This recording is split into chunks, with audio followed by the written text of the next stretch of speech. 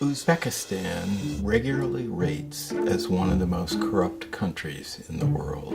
It is right down there with North Korea, Tajikistan, Somalia, Afghanistan.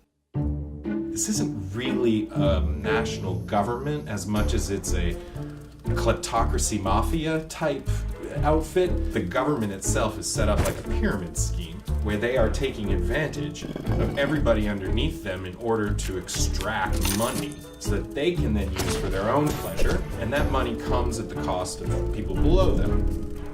This is often done through corruption, through bribe payments, the forced labor and torture, or exile. These people commit egregious human rights violations, all financed by these corrupt schemes. The Justice Department learned that 3 companies that were subject to American law had paid bribes in order to enter the Uzbek telecommunications market. And these 3 companies had paid close to $1 billion in bribes to Gulnara Karimova, the daughter of the now deceased president.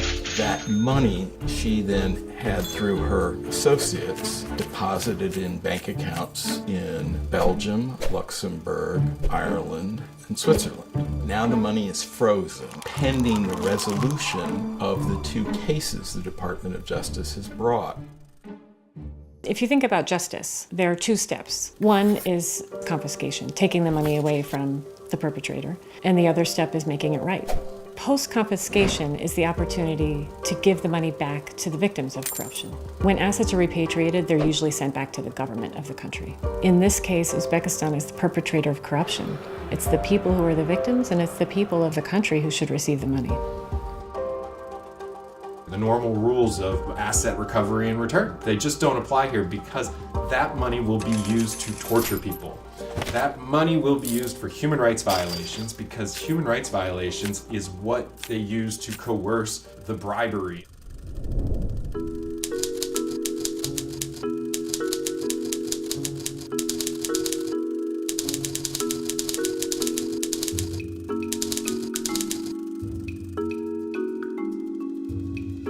The Boda Fund was established in Kazakhstan. It was an agreement between the governments of Kazakhstan, Switzerland, and the United States. The countries agreed through negotiations to use the repatriated assets from a corrupt scheme to fund NGOs and programs that help reduce children's poverty.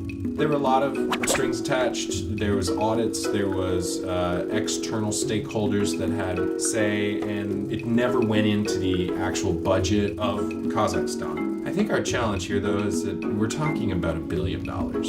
We're talking about a huge amount of money for the people of Uzbekistan that you could not spend in a short period of time in an ethical way. The lesson from the Boda Fund is that we can think creatively about how to use money to support victims. We're advocating that the money be held in trust, in a transparent trust, accountable to key stakeholders, including Uzbek civil society actors, so that the money could then eventually be used to support victims.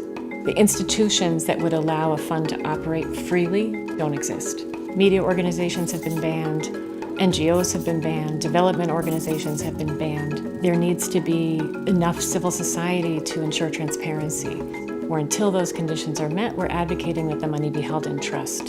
European governments have the chance to do the right thing with this money. They can show the people of Uzbekistan that anti-corruption laws are meaningful to victims of corruption on the ground. That anti-corruption laws don't just protect banks, they don't just protect governments, but that they protect shopkeepers, they protect normal citizens of Uzbekistan. That these corruption laws actually have meaning and substance that will help change people's lives.